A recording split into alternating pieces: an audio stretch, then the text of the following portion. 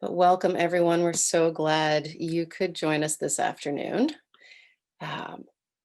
So what we are doing today is we are going to have a conversation about funerals in a changing world.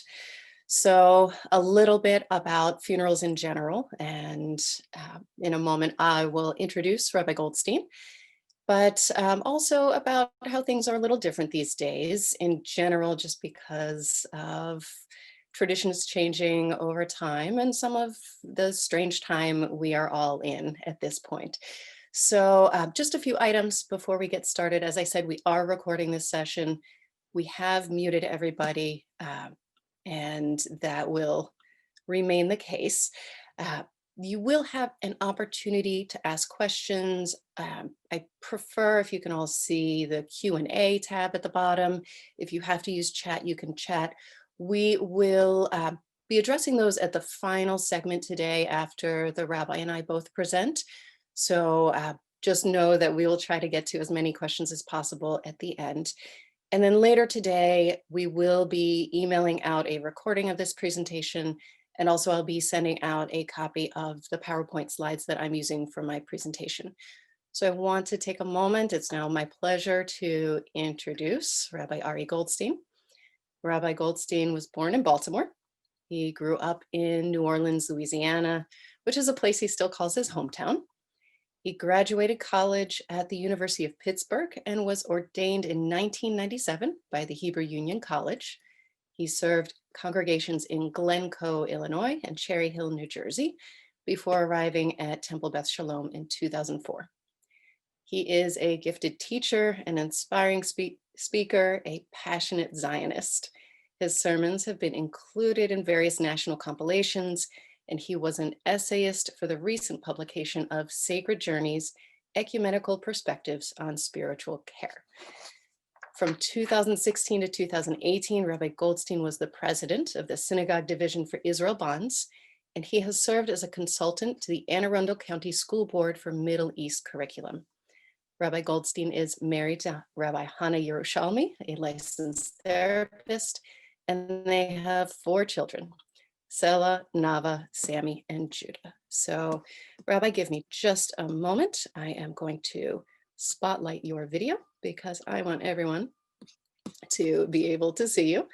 And we will have you go ahead and give us a little information.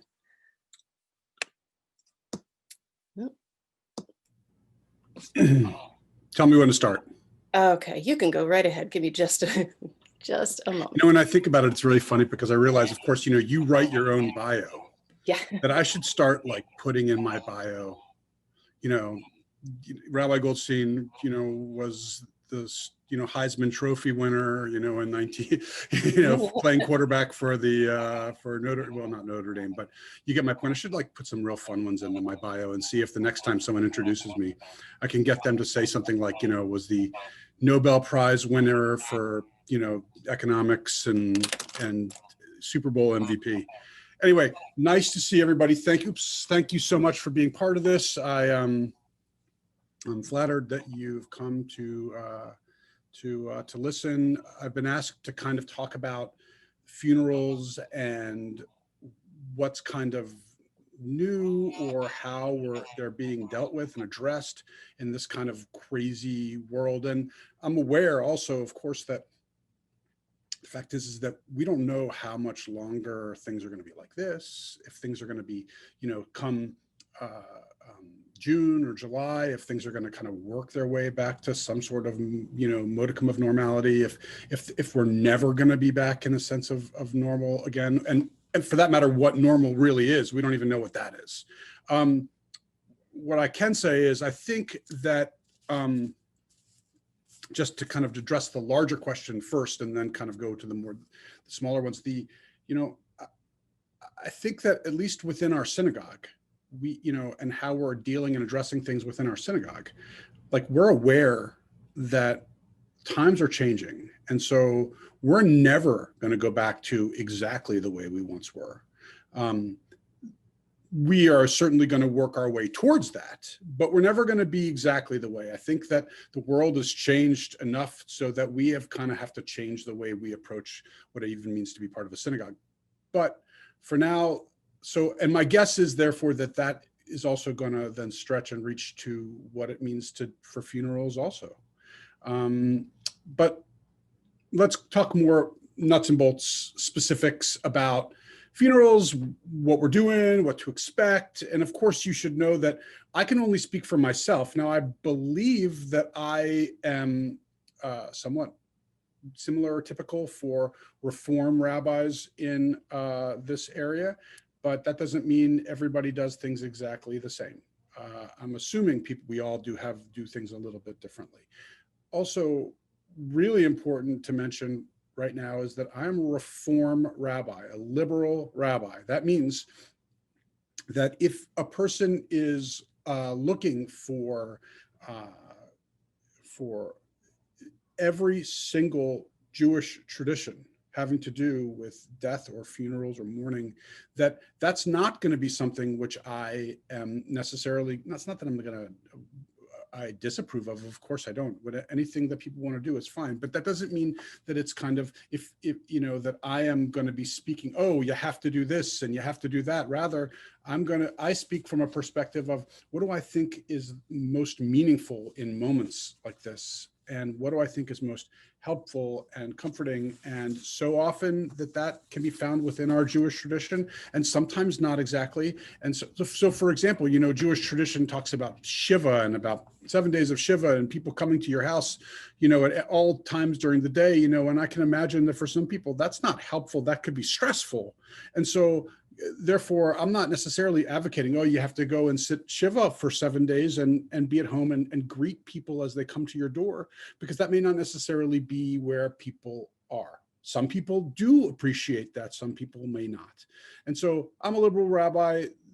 That means, if you aren't familiar with what that means, it just means that when it comes to Jewish commandments and Jewish ritual, I do not feel bound by God to observe all commandments, but rather I feel bound by my heritage and my tradition. And so therefore I observe the ones which are meaningful to me. Okay, so let's talk about a funeral, what happens, kind of like and how things are different these days, and what to do or what to expect. So let's just take it step by step. Let's start again. You can extrapolate and approach this from any perspective that you want to. However, I'm approaching this from the perspective of, you are a member of my congregation, let's say, and you are the person who is going to be making a lot of the decisions about a loved one's funeral. So let's start with, you have a loved one who, for example, might be in hospice, and you know that their death is imminent. You might choose to call a rabbi at that moment, just say, hey, this is what's happening. This is what's down the pike. Do it would be meaningful for you to come and visit my loved one right now who is about to pass away. Now, in these days of COVID, that's a little bit more, it's a little bit more complicated.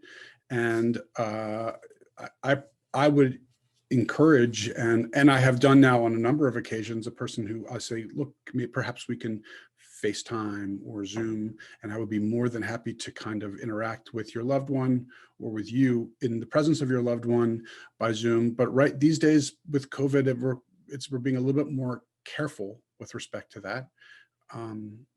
But in general, to ask a rabbi to kind of come, and be present. If in an Orthodox tradition, there are literally traditional passages which are uttered either by a rabbi in place of a person who's dying, or by a person who's dying if they're able to. Perhaps if it was me, I would probably utter the words of the Shema with you and your family. at that moment. But certainly that is is the first step. Also, there's no reason, and I know that that you'll have a chance to, you'll probably hear about this more, but you can also call, and I encourage people to call funeral homes ahead of time and just say, hey, look, this is kind of coming down the, it's soon, this is imminent. What should I do? Or what's the next steps? And the funeral home will help you. They'll say, look, we recommend you do this or that, or this call, or this is who, these are some of the decisions you can make ahead of time, which don't, which are not putting the cart before the horse. But so you certainly can reach out to a funeral home and a rabbi prior to a person a loved one passing away. When a loved one passes away, you can call the rabbi, me first. And we, as a rabbi, it's, I know that people call me when their loved ones die. Look, if a person has been in hospice and they die peacefully, I think, and I'm being candid, I think that it happens at 2 o'clock in the morning. I think it's okay to wait until 7 a.m. or 8 o'clock in the morning to call the rabbi. But if it's an absolute tragedy, I've been called in the middle of the night to say, hey, look, this terrible thing happened, I need your help. And it happens. But I think that, but usually also I will say to a family, unless of course it's a tragedy, I'll say, I think that you ought to call the funeral home and call them first, or reach out to them, because you're going to need them to start the process of getting the body and making some of the very early decisions. And so I generally say to a family, call the funeral home right away. So, but after you've called me and the funeral home, and by the way, if you call me, I won't, say, well, do we have plans for X and Y and Z? Because I know that if you're calling me right as a person who's passed away, my guess is that you haven't thought about any of that, but you're just kind of like looking for a little bit of support, and you're also looking for help. And so right away, the first thing I'm thinking about is, okay, how can I help you manage this? Because my assumption is a number of things. A, that this might be the first time you're going through this, or B, you may have experienced this in the past, but you've got a lot going on in your mind right now, and you're unable to really think through all the details and the sequencing of things. And so it's helpful when you have an objective person who can just kind of say, okay, let me help you. Let's slow things down, and let me share with you kind of like sequentially what needs to happen. So typically at first, maybe what I'll do is just be supportive, love, but also just help you just kind of get your wits about you and help you just sequence things and manage things. Now, within the first, and by the way, this all happens by phone. And I'm having a tragedy, of course, I come right over. During COVID, again, things are a little bit more complicated. I try my best to, be safe with myself, but also with the people around me. So it's a little bit more complicated, but under normal circumstances, I come right over. But in this, but also calling on the phone works too, especially right away. Within the first 12 to 24 hours after a loved one dies, even on the earlier side, 12 hours, it's really kind of important to start thinking about a time for a funeral. And the reason why is because Jewish tradition says that you bury as soon as possible. For me, if someone says they need to do it 3 days later, that's not unusual. 2 days, 3 days, 2 days is pretty typical. 3 days sometimes. 1 day happens also, but it's in that kind of zone right there, just a couple days. 4 days is starting to push it. But at some point early, the most important step for you is to arrive at a date and a time for a funeral, because then once you have that set, then you can start kind of thinking about all the other things. But if you don't have the time and day for a funeral set, then it's hard for you to really wrap yourself around some of the other decisions that need to be made. So the way that works is that is handled through the funeral home. You call a funeral, you either meet with them or you speak with them and you say, this is when we would like to do it, 2 days. And why would you do it in 1 day versus 3 days? Well, usually it's about how fast you can get your family there. But there's also other factors. And that is, for example, whether a cemetery can meet your needs in a short amount of time. Some cemeteries are used to having things happen in a snap, others are not. Still others, like Arlington National Cemetery, they have their own set of rules, which are beyond, we try our best to kind of just stay within the confines of what their rules are, but and still make sure that they're respectful of Jewish traditions. But lots of times, so the sooner you kind of arrive at a time, the better, because there are a lot of, it's not just like that, oh, you just pick the time and it just happens, but you need to make sure that the rabbi is available. If you want the rabbi, you need to make sure that the cemetery is available, the funeral home is available, so you got, the earlier you make a decision just about time and day is the better. There's no doubt about it. Along with that, you need to make a decision about where. So one option is at the funeral home itself. And Eliza and I were just talking earlier before the webinar started about how Levinson has, created a space outside in their outdoor carport, I think it is, in which they have heaters and carpets and stuff like that. But so they've created an outdoor space. We at Temple Beth Shalom, as of this moment, have a policy which says we allow 25 people in our building, in our sanctuary at a time. So we can have indoor funerals in our sanctuary, so long as it's 25 people or less, or you can do a funeral at the graveside, at the grave site by the side of the grave, which is a nice, certainly alternative as well.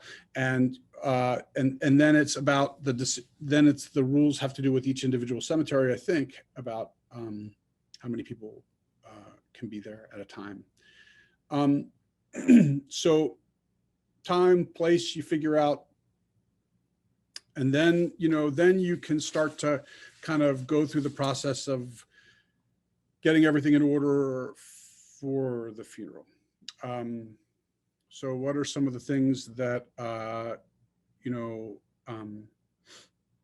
and one more thing about that, which is that so you'll decide on the time and the place with the funeral director, and then the funeral director will reach out to me. Are you available? And then if I say, look, I'd love to, but I can't, they'll go back to you. So the funeral director serves as the intermediary for you. And in general, you should understand the role of the funeral home is to help you with this process. So there are some things which they can't do, you must do on your own. But for the most part, all of the details of a funeral, the funeral director can handle for you. And that's their job. You are in a compromised state when you lose a loved one. You need others to help you with this process, and that's what they do. And Levinson's, by the way, does it beautifully. One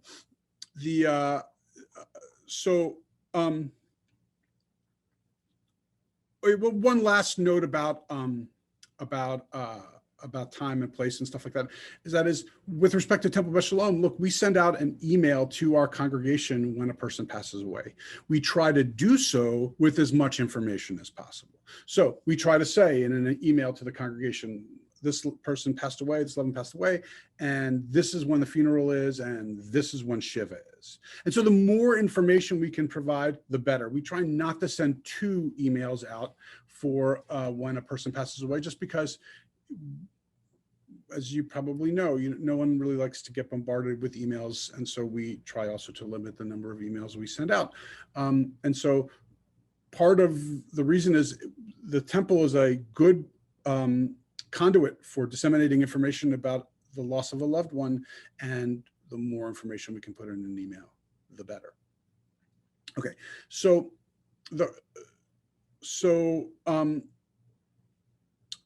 between the point of setting a time and the point of the funeral, there are a lot of things that can take place. So for example, well, not for example, like one of the things which is important is to meet with me. Obviously, recently I've been doing that by Zoom a lot, but it can happen in person. And in that meeting, I will talk with you about what the funeral is going to be like. I'll describe for you what to expect from the funeral. I will describe for you, not specifically exactly what I'm going to say, but, kind of the framework and the order of the funeral service, the prayers that are said, eulogies. We'll talk about who wants to give a eulogy. Would you like it just to be me? Do you have people that you would like to speak also? Various, I try to limit it to different segments of a person's life. So therefore, to have 4 different friends come and speak, maybe it's a little bit much, especially if they're all in a same friend group, but one representative from a friend group, a family member, the kids, whoever in that regard, coworker, like, so if you, at least your different types of people are speaking, certainly is okay. And then of course I'm happy to speak, and what I'll have to do is I will ask you questions about your loved one so I can kind of better understand that person, so I can help and I can eulogize them well.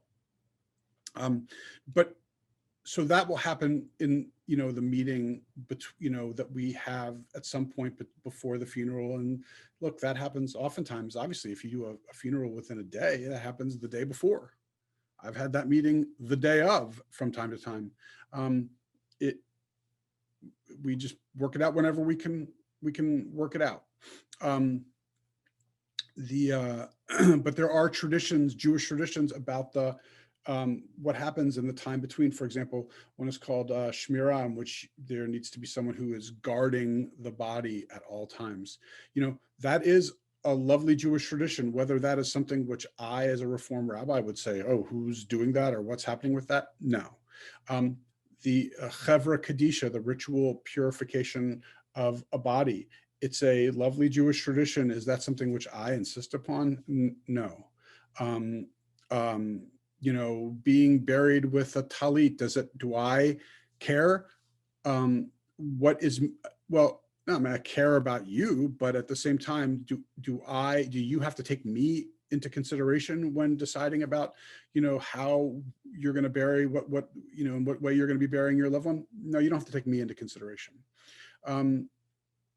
One more thing about this meeting before I forget, and that is an important part of this process is what is your loved one who passed away, what their Hebrew name is.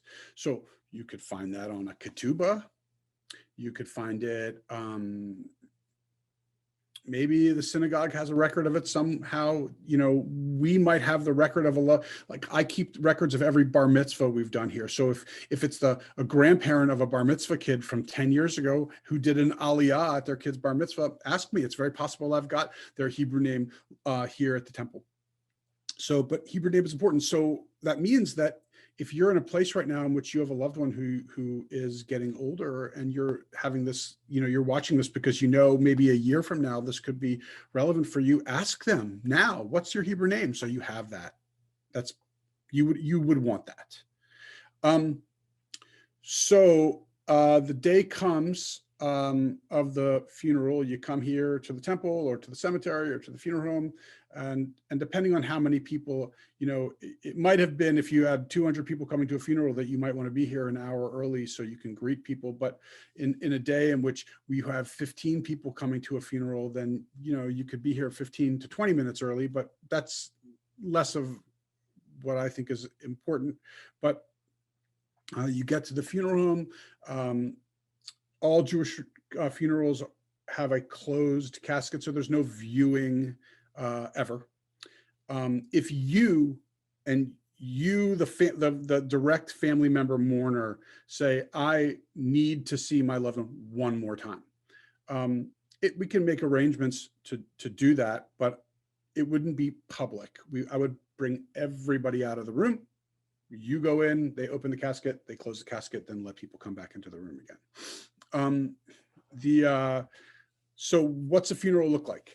So pre-COVID, well, you may or may not know, but there were people who would, again, I would lead the service. There might be just me giving a eulogy. There might be multiple eulogies.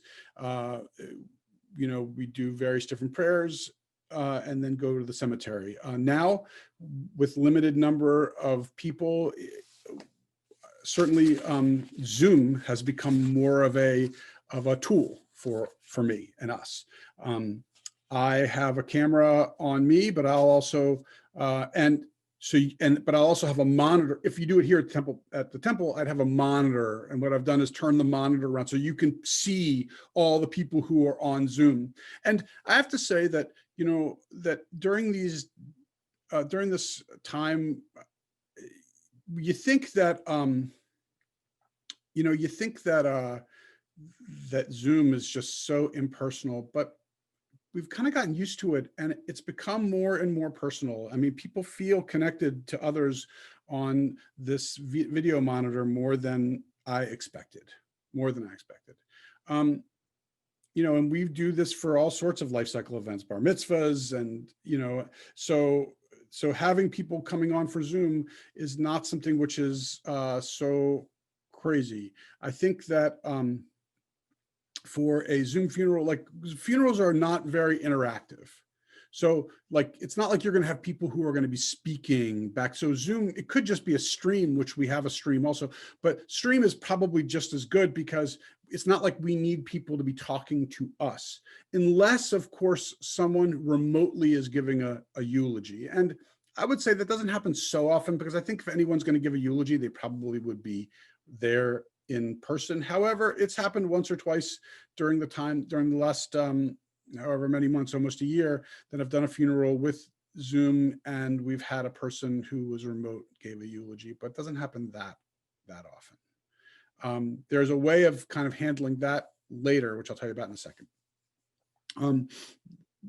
We have now at Levinson's or at other funeral homes, they would, I'd like to think they've got a Zoom set up also. And even at the cemetery, if we did a gravesite cemetery, a service, funeral service, there are ways of creating a Zoom experience so that even if you do something at the gravesite, that you can have others who are connecting remotely can also be participating as well. I'm trying to now, you wouldn't have a monitor, by the way, for the various different people, but at least you could have people seeing it and being a part of it. I was told to speak for about 20 to 25 minutes. And so I'm going to try to go a little bit faster. So let me just finish up by saying that post funeral, with respect to Shiva, in Reformed congregations and settings, more than 3 days of Shiva is unusual. That doesn't mean it doesn't happen, just means that it's unusual. And during these times in COVID, I've found that that people are doing maybe one, maybe 2 days of Shiva or evenings of Shiva, but we can create a really meaningful experience on Zoom for Shiva. And sometimes it can be even more meaningful, because as opposed to a Shiva, which you might just be kind of located just with 1 or 2 people, in Zoom, you really kind of connect with everybody, and it's really sweet. And on Zoom for a Shiva, one of the nice things is that you can do what we don't do during the funeral, which is there's more of an opportunity for people to share their own little private stories about a loved one who has passed away on Zoom, because it's more of the environment to do such a thing. There are, at a funeral, I don't want so many people coming up and speaking, because at some point it really, we need, the process is important to keep moving along. However, during the Shiva, it's more of an opportunity to talk. I think that, like for me personally, I try to keep the funerals to about 40 minutes. you know, and that now it's not like, oh, Orthodox are so much longer. You know, we're all trying, because we know that there's value in the process of the funeral and doing it and then moving along to the next step as a way of kind of helping a person along with their grief. So I'll tell you what, I think we've gone to about 25 or 30 minutes now, and I'm sensitive to that. So I'm going to enable Eliza to jump back in and kind of take us to the next step. Sure, thanks. Okay, so I want to talk a little about a lot of what the rabbi touched on. I'll go through things pretty quickly are redundant, but I want to, I guess I have to take a minute to introduce myself. So I am the director of advanced planning and one of the funeral directors at Levinson's. I have arrived at this career through a slightly twisted path. I started out as a classically trained trombone player, then got into just fundraising and development, event planning, programming for Jewish nonprofits. And 11 years ago, I found myself looking for something that was hands-on and helping people, and joined the team at Levinson. So my my main focus is helping people plan in advance. I also help families who have had a loss and immediately in that time following. But that's really something I've seen over the past few years, is how beneficial it is to have these conversations ahead of time and how that really impacts the family when the time comes. So for those of you who aren't familiar with Levinson's, we have been around for 128, I think we're going on 129 years now. It's a fifth generation family owned company, with the fourth and fifth generation still very involved in the business. We feel very strongly about our connection to the community. We feel very strongly about the importance of everybody really being treated equally and given the highest level of service, no matter what type of funeral or end of life service that we're providing.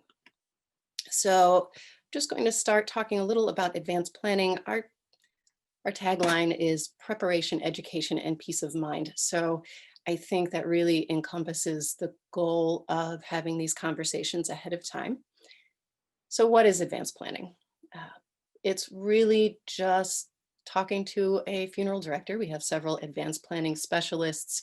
I am one of them, Matt Levinson also, and several of our other funeral directors really have trained on how to have this conversation. We make it as easy as possible, because we know this is not I wouldn't say it's a fun conversation to have, but it's an extremely important one. So we will ask questions, you will ask questions, both of us will gather information, and we're just here to help you make informed decisions, because we want to help you be able to help your family so that things are as easy as possible when the time comes.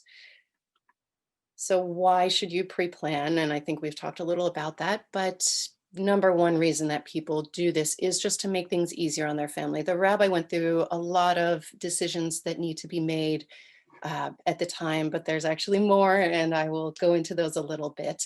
Another thing people don't necessarily think of is lessening the risk of family conflict. It is probably one of the hardest parts of our job, is sometimes we just act as mediators. Everyone handles grief differently, and it really is difficult. People are grieving and making difficult decisions, and they are also trying to navigate their relationships with each other. And even the best, the families with the best relationships with each other even struggle with this sometimes. And another reason is just ensure your wishes are followed. So you just want to make sure that your family, doesn't have to guess as to what they would want, what you would want. And,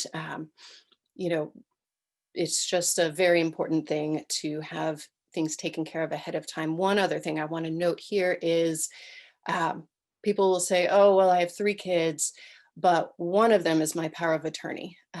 Power of attorney ceases when someone dies.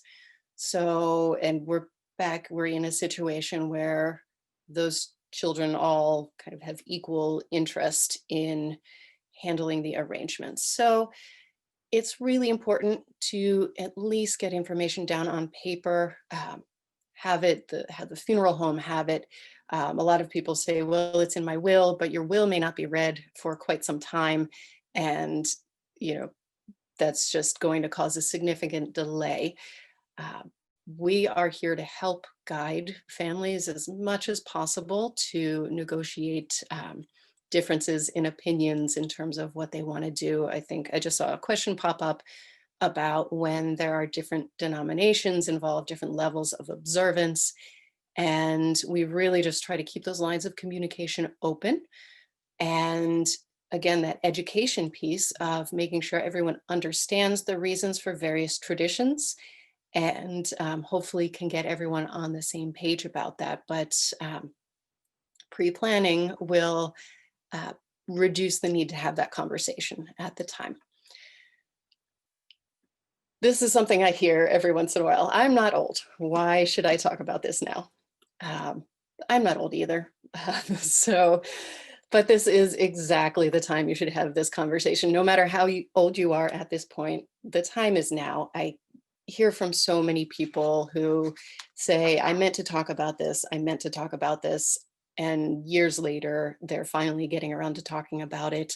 And sometimes, unfortunately, beyond the point that they should have had the conversation. And the fact is, unfortunately, sometimes things happen that are unexpected. And that makes the grief process harder. But if your family has to try to figure out what cemetery you may have wanted to be buried at, or even if you want traditional burial, if they have to figure out if, how you wanted to have, what type of service you wanted to have, all sorts of those decisions just kind of add on to the challenges your family is confronting at the time. People make retirement plans and they say they've, planned for their retirement, they're set financially, everything's taken care of, but they haven't factored in the cost of a funeral. And it is, something that is a substantial expense for, varies greatly depending upon your decisions, but it is important and you can make it easier on your family by not putting that financial burden on them. So in order to plan properly, you need to have the conversation, at least know what you're looking at ahead of time.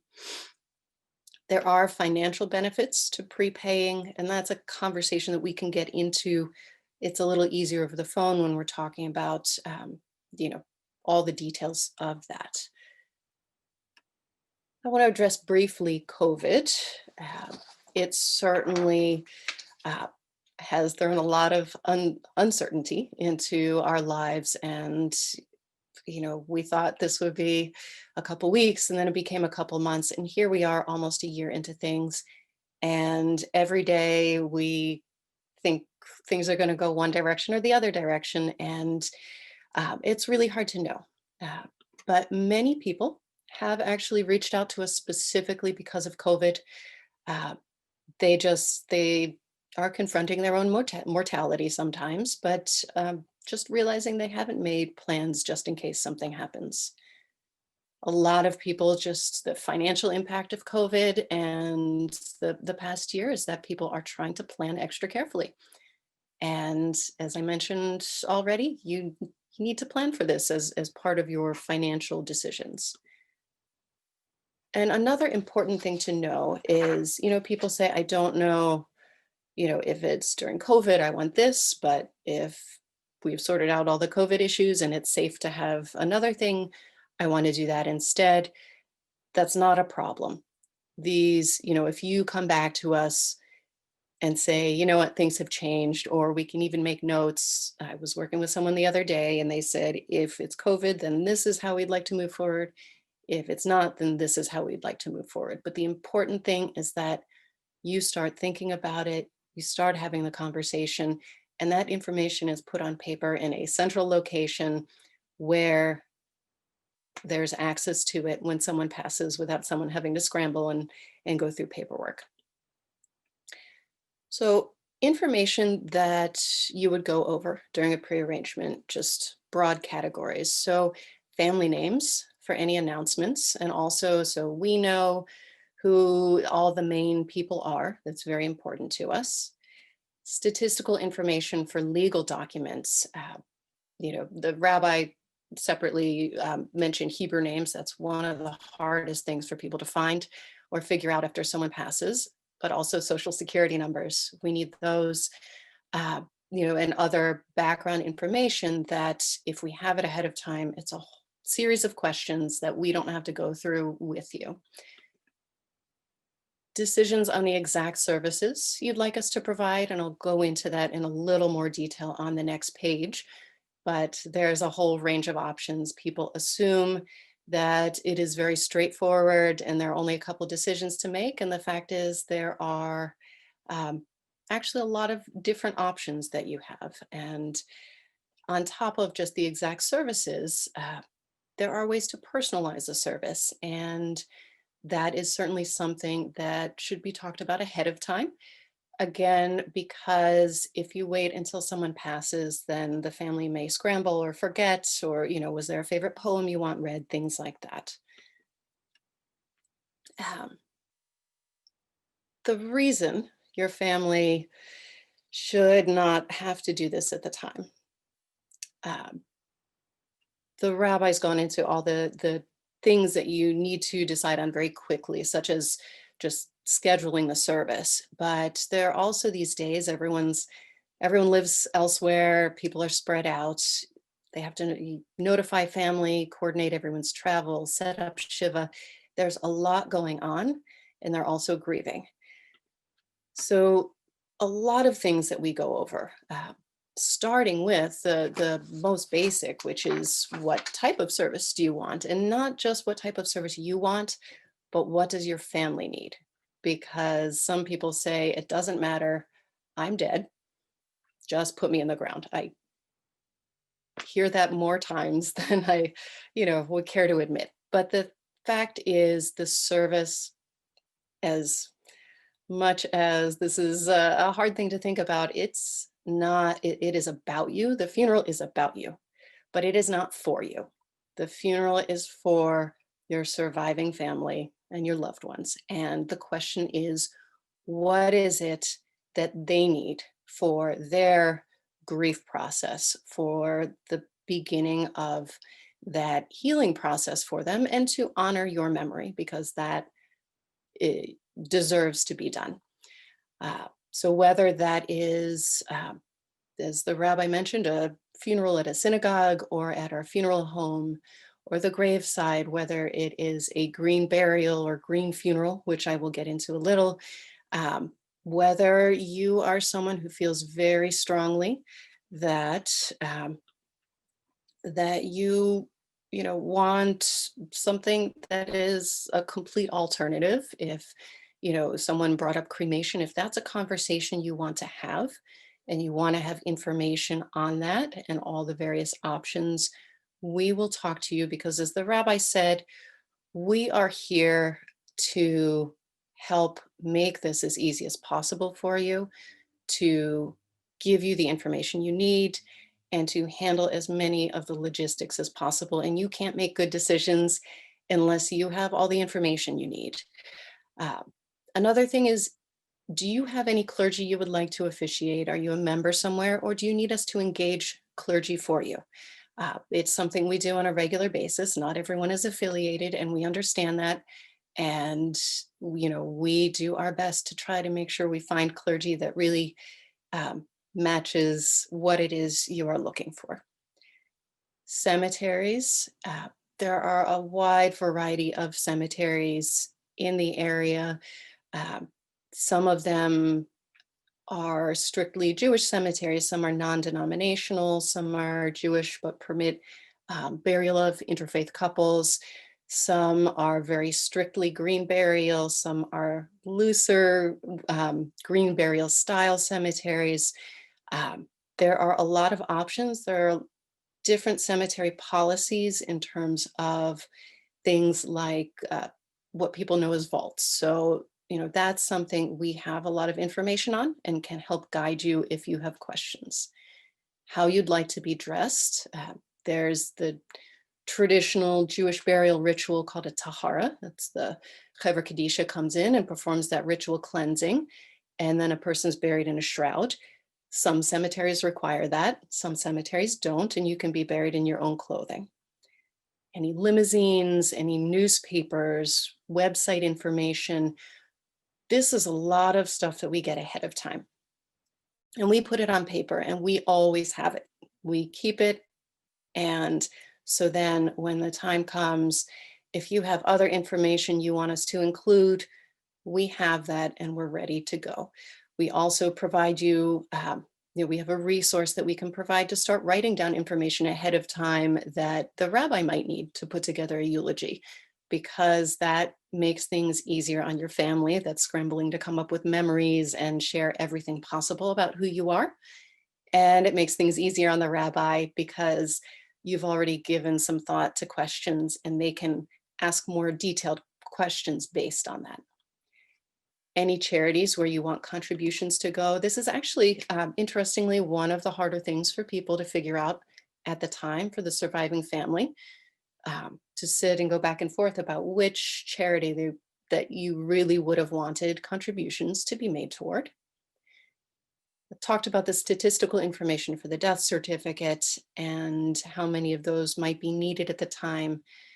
uh, the casket. So this is the big thing. Everyone thinks that all they have to do is the casket, which by now you should have realized is not the case, but it is the most emotional decision that people have to make, because that is the decision that really makes things real for families. And as hard as it is to select the casket that you want to use for yourself, it's that much harder for your family to have to walk into a room or look at options on a website, which is what we're doing now, with COVID, to try to make that decision.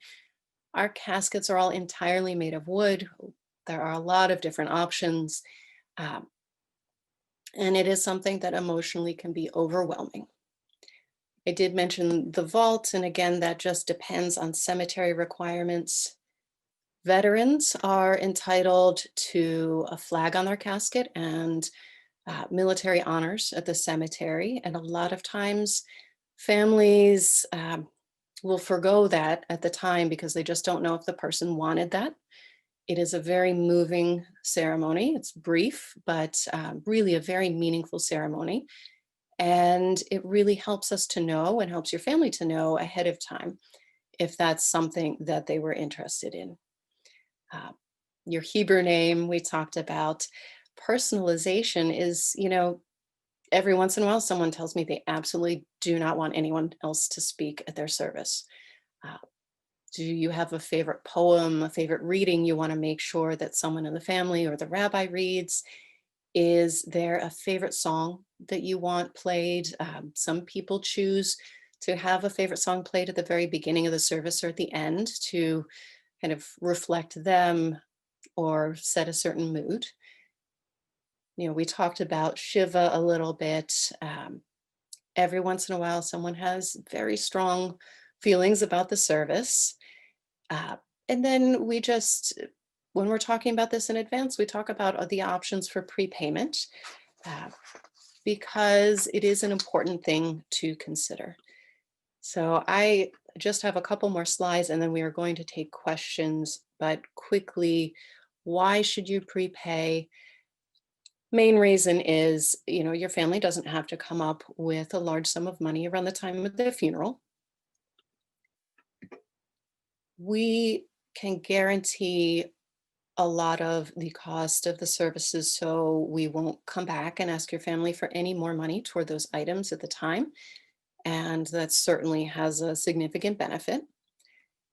Also, for people who are spending down assets, not everyone knows this, but prepaying for a funeral through a funeral home in a special way that makes the funds irrevocable is a very significant way to spend down your assets. And unfortunately, we find a lot of people aren't aware of that. And then at the time, they may have already spent down someone's assets and don't have any funds remaining. Uh, and lastly, there won't be any doubt as to what your wishes are. One other thing, actually, before I get to the next thing, is don't leave your wishes, your cemetery deed, anything like that that is going to be needed immediately. Do not leave it in a safety deposit box. Um, it may be a while before your family can get access to it. If someone passes on a Friday and it's a 3-day holiday, they might not be able to find out where your cemetery plots are until Tuesday. So just again, we hold things in a central location that we have access to all the time. But really the main reasons to have this conversation ahead of time, completely summed up by some people I've met with. The first, her daughter was really upset that she was coming in to meet with us, but she herself knew that it was absolutely the best thing that she could do for her. And she, this woman, actually, her mother had pre-planned, and she said it was the best thing that she did for me and made it so much easier. And then the easiest thing is it just makes sense. So what we're going to do, and I will again send you these slides by email later so you can have all of that. So I am going to stop sharing and give me just a moment to take a look at, oh, we got There are a couple. bunch of questions, which I think we Yes, could there answer if are. we wanted to. Yep. So I'm happy to take a stab at a few of them, but yeah, I think I briefly touched on differences within a family, but Rabbi, I'm curious how you handle things on your end when there are significant differences within a family, denominational, or just conflicts about what a service should look like. right. Well, personally, my instinct is when it comes to denominations, I feel as if there are ways to compromise and do it in such a way that, we can meet the needs of a more observant family member and still, not make it feel like it's going too much. So, I think that when it comes to, the funeral itself, I don't object to tradition. Like I think it's beautiful. I think so. Therefore, I think there's ways for, less observant people to meet the needs of more observant people with respect to a funeral without it really kind of getting in the way of anything. I think more often than not, though, when it comes to families and kind of juggling various different levels of observance, usually it happens more in terms of Shiva, because that's when different styles can actually affect other, if you have one part of the family that says, no, we want to be sitting here all day long and we want people to come in, like that could be a real difficulty and a hardship for other people. And similarly, when it comes to like Shiva itself, and doing a minion service, that's when there might be some nuances like, oh, this part of the family says it needs to be 10 men over here, and the other part of the family is egalitarian or doesn't feel that, and feels kind of left out. So Shiva can be a little bit more of a challenge, but the funeral, it doesn't have to be. And I think that, and I think oftentimes, there are also ways of kind of of of creating opportunities for both, to meet the needs of everybody with respect to Shiva, but it just takes a little bit more care and conversation. Funeral less so, the Shiva is probably more so. I did notice that someone mentioned about cremation, and I didn't really, I'd meant to talk about it and I just forgot about it.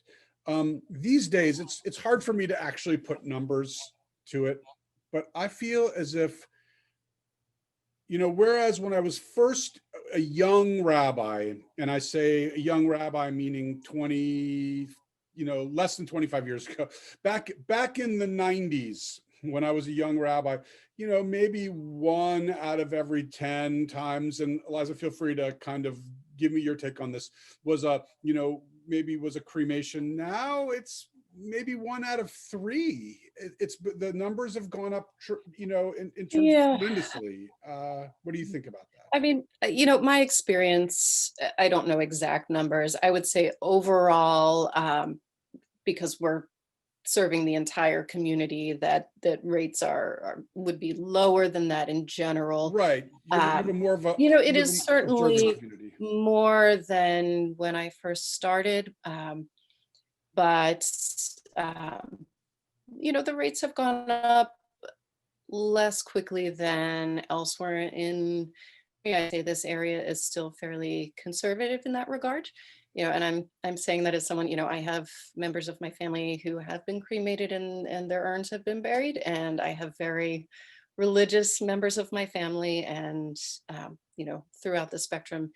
But I want to address actually first a few of the details of green burial, because I know some people ahead of time sent me questions about that, and I promised I'd address them.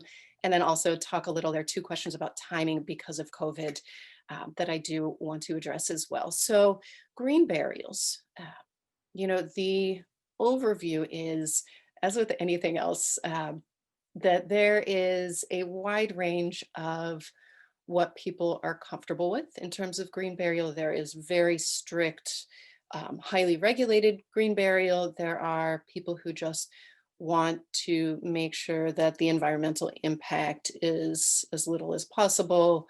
Um, so what we're talking about is no embalming, which is fine. That's, embalming is something we typically only do if there's going to be a very long wait for the service, such as Arlington National, which can be an extremely long wait. Uh, but embalming, it involves chemicals. That's the reason that people, from a green or more natural perspective, don't want embalming. So what we do instead is we have a refrigerated space, which is not an issue at all.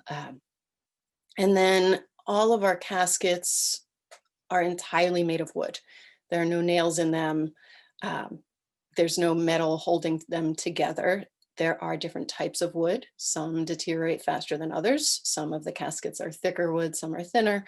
Um, so, that's again a place where a funeral director can talk to you about those options. Our caskets all come from North America. So, in terms of, and some of them from York, Pennsylvania, as close as York, Pennsylvania. So when you're talking about distance, things have traveled and that environmental impact.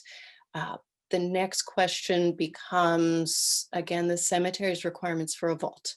So certain cemeteries do require a sealed vault. Some don't require any vault. Some won't allow a vault. And some you can have, they do require an outer burial container of some kind. We have a concrete liner, which provides the support for the weight of the earth to the sides and above the grave, which is really the main reason most cemeteries do require them. But the concrete liners that we get actually have holes in the bottom. They're designed to allow the elements in as quickly as possible while still supporting the earth so you don't get the significant settling over the grave.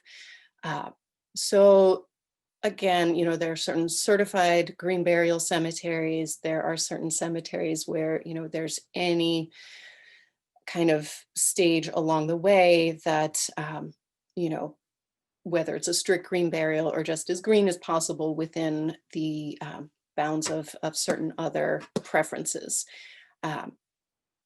So then there are a couple questions about timing. And so timing these days with COVID, it can be a challenge. So if people can't be present for a service, our sense, and I think most of the rabbis we speak with, is there should be some kind of ceremony fairly shortly after someone passes, because it just helps provide not full closure, obviously, but something to mark that passing. Um, So what we'll do, even if it is non-COVID times, we have the live streaming of services in our chapel. Most synagogues have that set up now too. So whoever can gather will. We have done services with COVID where nobody has been present, but the rabbi still eulogizes. Someone may call in, via cell phone or via Zoom to speak as well. But that way, family that's unable to be there can kind of watch the service take place. Sometimes, yes, if someone feels very strongly that they want to be cremated, we will arrange for the cremation to take place, and then the family will have a memorial service later. We are encouraging families that have a small service, let's say they have a small service at the funeral home, that maybe around the time of the yard site or for the unveiling, they have a larger gathering at that point, whether that's a memorial service at the funeral home, then going to the cemetery for the unveiling or gathering there, either are possible. So, that's certainly understandable. Timing wise, there's so many variables that we want to make sure that we're talking to your family about all the options. I know Rabbi Buchdahl asked about moving out of state. So there are many services we provide. In some cases, people are being buried back here, but they're retiring elsewhere. And again, we are trying to make things as easy as possible for your family. So what would happen is they would just call us. If someone passes away in Arizona, your family would call Levinson's. We would reach out to a funeral home that we work with regularly in Arizona that we trust. They would make the arrangements to have you brought back to this area as quickly as possible. And then everything else takes place here as if someone had passed here in Maryland. Some people have plots out of state. They're living here now. We are regularly up in the Pennsylvania, New Jersey, New York area. So we are able to have our staff involved in that service every step of the way so that you're not, your family's not having to deal with multiple funeral homes. So again, your specific situation, give us a call. We'll talk through things. You don't need to be ready to pre-plan everything to give us a call and ask some questions. There is, it looks like, one other question about, green barrels regarding cremation. So I will say there is a lot of debate about traditional burial versus cremation in terms of energy usage. A cremation it's a big impact in terms of how much energy is required for the cremation process. But yes, there are certain urns that are made so that, you can plant a seedling in them. That's certainly a possibility. The common trope about groundwater issues with traditional burials, that is not a concern, just because they're very careful about where they allow cemeteries and because of the depth of burial. But that's something that, as a myth, has kind of stuck with us over the years. So Rabbi, I think we got to all the questions, but certainly if anyone has any specific questions, you know where to reach us.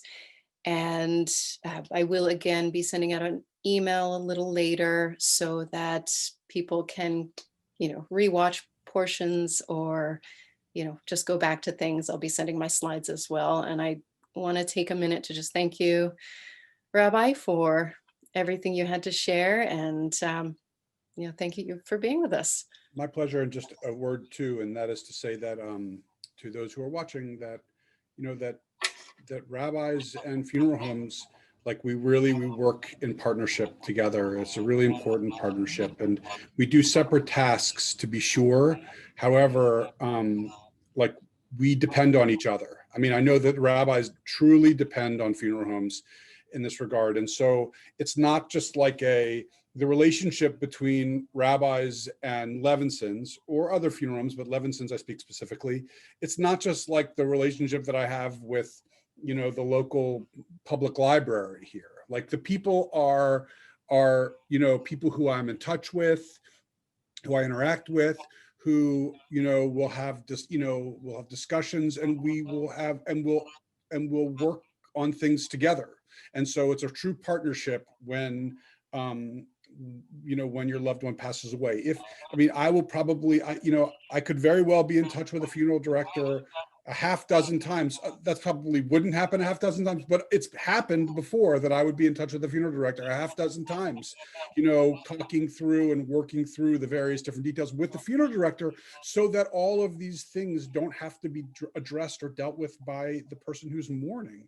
And so, I just do want to kind of point out that it's not just two random, you know, separate individuals who just kind of converge on the day of a funeral, but rather we work really in partnership Yeah, together. absolutely. And we do appreciate that partnership. So thank you everyone who took the time out of their day to join us.